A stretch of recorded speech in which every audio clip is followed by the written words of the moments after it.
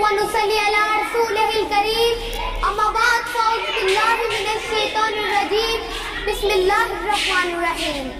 میرے پیارے عزیز ہم وطنوں، السلام علیکم.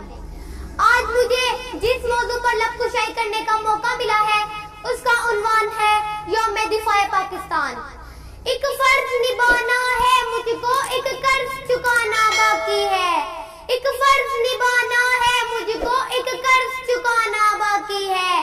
کچھ خون کی بوندیں ہیں مجھ میں، ان کو بھی لٹانا باقی ہے. سفر میں جو میں نکلا ہوں میری ماں کی آنکھیں بھیگی ہیں. اے دوست ذرا ٹھہرو تو صحیح، ایک آنسو مٹانا باقی ہے. پاکستانی قوم نے کبھی جنگ میں پہل نہیں کی، لیکن یہ قوم دفاع کرنا خوب جانتی ہے. جارحیت کبھی کی نہیں اور دفاع میں کوئی کسر کبھی چھوڑی نہیں. دشمن بار بار آزما چکا ہے اور بار بار منہ کی کھا چکا ہے. اسی لیے جنگ ستمبر کی یاد میں آج یوم دفاع منایا جا رہا ہے.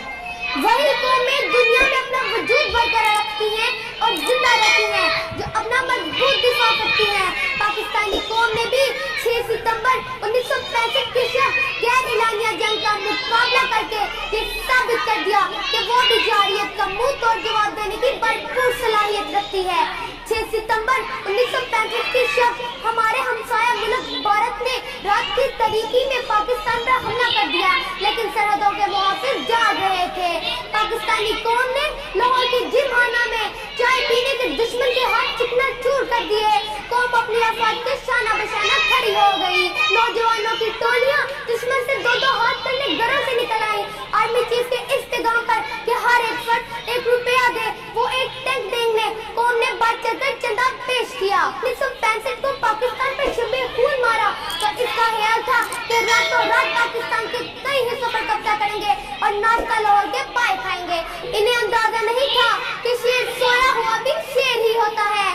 عوام پاکستان اور افواج پاک نے مل کر دیوانہ وار دشمن کا مقابلہ کیا. سروں پہ کفن باندھ کر دشمن سے بھر گئے، جسموں سے بارود باندھ کر ٹینکوں کے آگے لے گئے. عوام نے اپنا سب کچھ دفاع وطن کے لیے قربان کر دیا. اس کا بہترین مظاہرہ 6 ستمبر 1965 کو کیا گیا. انتہائی سے بے سرو سامانی کے عالم میں بھی جرأت و بہادری کی وہ درجہ مثالیں قائم کی گئی کہ تاریخ میں سنہری اور سے لکھی جائیں گی. یہ ایام فیصلہ کن ہوتے ہیں. اگر قربانی کا حق ادا نہ کیا جائے، جان و مال کو وطن پر ترجیح دی جائے، ماں کی ممتا اپنے جگر گوشے کو قربان کرنے سے گریزاں ہو، بوڑھا باپ اپنے خاندان کا سہارا کھونے کے لیے تیار نہ ہو، تو پھر وطن اپنا وجود کھو بیٹھتے ہیں. قومیں تاریخ کا حصہ اور پرینہ قصہ بن جاتی ہیں اور آزادی کے بجائے غلامی کی زندگی کو